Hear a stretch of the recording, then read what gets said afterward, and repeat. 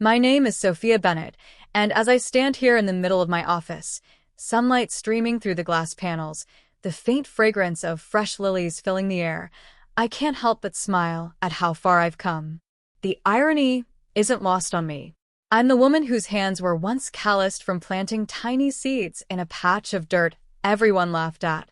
Now, those same hands sign contracts worth millions. This morning had been quiet. My silk blouse still carried the warmth of the steamer. My manicure was flawless, though the faint trace of soil beneath my nails made me grin. I had just finished reviewing the month's revenue when my phone buzzed on the desk. The name on the screen froze me for a second. Olivia Parker. My cousin. The very cousin who used to mock me endlessly for playing gardener. I picked up, her voice sugary sweet yet hesitant. Sophia, hey. I was wondering if we could meet. I might need your help with something. The irony cut sharp. Olivia, who once sneered at my little backyard project, now reaching out? My heart clenched, not with anger, but with the quiet strength of someone who knows the ending of the story before the other person does. Because what she didn't know was that I own the largest landscaping chain in the state. I was 19 the summer Olivia came to visit. Back then, my world was small, just me, my parents' modest suburban house in Oregon, and the little backyard garden I'd built with my own 2 hands. It wasn't much, really. Just rows of petunias, marigolds, and some basil plants I'd been nursing from seed. But to me, it was everything. It was a sanctuary, a place where I could bury my doubts in the soil and believe that something beautiful would grow back. Olivia, of course, didn't see it that way. She was 2 years older, fresh from college visits, her nails glossy, her hair always perfect. She walked into the yard in her designer sandals, took one look at my patch of earth, and laughed. "Oh my God, Sophia," she said, her voice dripping with amusement. "You're seriously wasting your time with this? Dirt and bugs? What are you even doing with your life?" Her laughter stung more than I'd ever admit. I remember my cheeks burning as I knelt by the marigolds, my hands trembling slightly. I wanted to defend myself, to tell her that I found peace here, that every bloom felt like a victory. But the words stuck in my throat. My mom tried to soften the moment, but Olivia kept going. "I guess some people just settle. I mean, while I'm prepping for law school, you're out here playing gardener. Cute hobby, though." That night, I sat alone on the back porch, staring at the little gloves my grandmother had given me years before. They were faded now, but I could still hear her voice. "Sophia, the thing about gardens is they don't care how small you start. You just have to keep tending. One day, you'll be surprised by how much you've grown to." Tears slid down my face, hot and angry. Olivia's words had cut deep, but my grandmother's memory whispered louder. The next morning, I made a decision. I wasn't going to let anyone, not Olivia, not the world, convince me that my passion was small. If my garden was a joke, then I'd build the punchlines so big no one could ignore it. That was the day I promised myself. I would turn the soil beneath my feet into the foundation of something greater. After that summer, I stopped waiting for approval. While Olivia strutted through her college tours, I enrolled in community classes on horticulture and business management. At first, it felt ridiculous, me, the quiet girl in soil-stained jeans, surrounded by professionals who tossed around Latin plant names like a second language. But I kept showing up, notebook in hand, scribbling every word. The first step wasn't glamorous. I took odd jobs, mowing lawns, trimming hedges, planting seasonal flowers for neighbors. The pay was laughable, but every time someone smiled at their transformed yard, I felt something spark inside me. I wasn't just planting flowers. I was planting trust. I'll never forget the day I met Mr. Daniels. He was a retired architect with a sprawling property he wanted redesigned. Most people wouldn't have given a 19-year-old a chance, but he looked me dead in the eye and said, "Sophia, passion outlives experience. Show me what you see here." With trembling hands, I sketched out ideas, walking paths lined with lavender, a koi pond reflecting the sunset, raised beds for herbs. He nodded slowly, then hired me on the spot. That project nearly broke me, long nights, sore muscles, budgeting nightmares. But when it was done, standing in that garden felt like standing inside a dream. And when Mr. Daniels shook my hand, he said the words that changed everything. "You've got the eye, kid. Don't waste it." From there, doors started opening. Word spread. A small landscaping business grew out of my little notebook of designs. I worked relentlessly. Summers under scorching sun, winters sketching plans by a cheap desk lamp. My friends were out at parties. I was hauling soil bags at dawn. Self-doubt hit hard some nights. I'd stare at invoices, wondering if Olivia was right, if this was just playing gardener. But then came the little victories.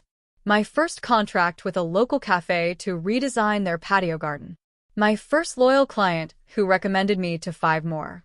My first profit margin that meant I didn't have to choose between rent and groceries. I started hiring part-time help. College kids who loved plants, older women who missed the earth beneath their fingers. Slowly, it wasn't just me anymore. It was a team. A family built from the same dirt Olivia once mocked. And yet, I stayed quiet. To my relatives, I was just still doing that garden thing. When they asked how I was, I gave vague answers. Busy. Keeping at it. No one knew that keeping at it meant negotiating 5-figure deals or expanding into commercial properties. Part of me wanted to scream the truth, to shove the success in Olivia's face. But another part of me, the wiser part, whispered, "Not yet. Wait until the story is finished." So I smiled politely at family dinners, while secretly building an empire that no one could laugh at again. Because what started as a backyard joke was quietly becoming the largest landscaping chain in the state. 2 weeks after Olivia's unexpected call, she arrived at my office. The irony wasn't lost on me. The same cousin who once wrinkled her nose at dirt was now standing in the gleaming lobby of Bennett Landscaping and Design headquarters, a place I had built from the ground up. Through the floor-to-ceiling windows, you could see rows of manicured greenery, a greenhouse glowing with orchids, and our fleet of branded trucks neatly parked outside. The air smelled faintly of cedar and lemon polish. The reception desk, made of reclaimed oak, bore our company's logo in brushed steel letters. Olivia stood frozen, clutching her designer handbag.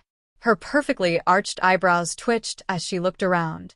"Wow, this place is nice. I didn't realize your little business was, she trailed off, her voice shrinking under the weight of the space around her. Small? I finished for her with a polite smile. Her laugh was nervous. No, I didn't think gardening could turn into all this." I motioned for her to follow me. As we walked down the hall, employees greeted me with respect. A quick "Morning, Ms. Bennett" here, a nod there. Olivia's eyes flickered at each one, clearly trying to process that her cousin, the one she mocked, was now the boss in a glass-walled corner office overlooking the city. Inside, my office spoke the language of both success and roots. Abstract art hung beside framed photos of our earliest projects. On my desk sat a small clay pot, the same basil plant I'd saved from that backyard garden years ago, now grown tall and proud. Olivia sank into a leather chair across from me. She fidgeted with her bracelet, her confidence unraveling. "Sophia, I didn't know.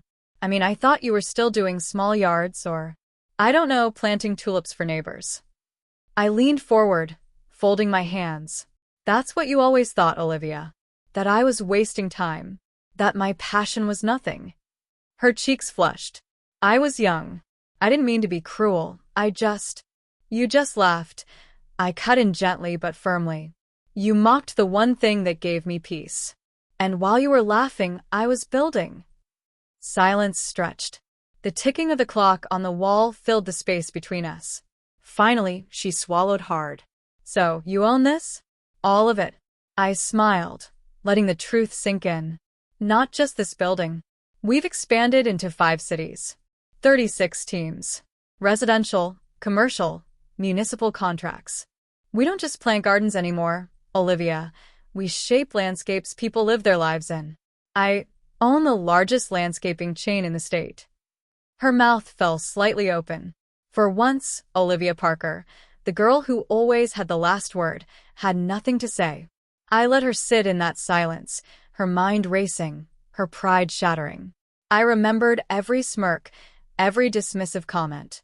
But I also remembered my grandmother's words about growth, that you tend what matters, and one day, it blooms beyond imagination. Olivia finally whispered. I had no idea. I leaned back, calm and steady. No, you didn't. Because you never cared to look. But that's okay. I wasn't building this for you to see. I was building it for me. Her eyes shimmered, whether from shame or awe, I couldn't tell. And for the first time, I realized the power had shifted. The girl who once trembled under her cousin's laughter now sat at the head of the table, with an empire blooming beneath her name. Olivia sat across from me, her posture smaller than I had ever seen it. For once, she didn't look like the confident, untouchable cousin I had grown up with. She looked human, nervous. She cleared her throat. Sophia, I didn't just come here to see your office.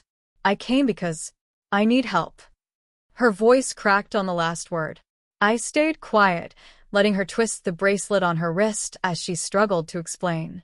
My firm let me go last month. Job market's brutal. Rent's piling up. And she glanced away, ashamed. I thought maybe you'd have something for me. A job. Anything. The silence between us grew thick.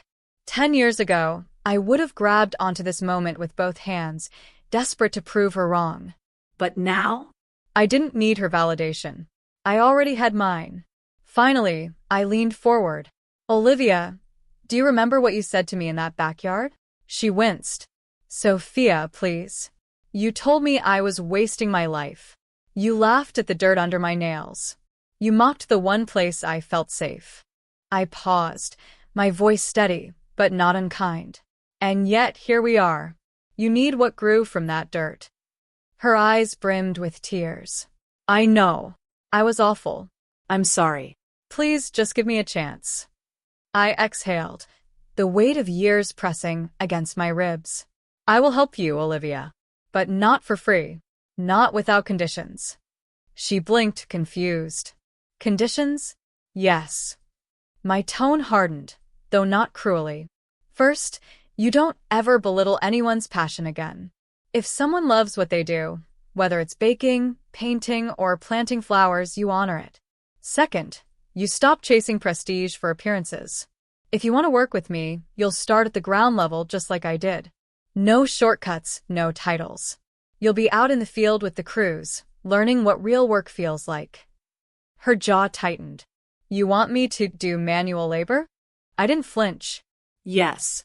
You'll get dirt under your nails. You'll sweat. You'll earn respect the way I did, not because of your name, but because of your effort. She stared at me, torn between pride and desperation. Finally, she whispered, and if I do? Then, I said softly, you'll have a place here. Not as my cousin who once mocked me, but as someone willing to grow. Olivia wiped at her eyes, nodding slowly. For the first time, she looked less like the girl who had once laughed at me and more like someone standing at the start of their own garden, unsure, but ready. I leaned back, feeling the shift settle into place. I wasn't just the girl she mocked anymore. I was the woman setting the terms.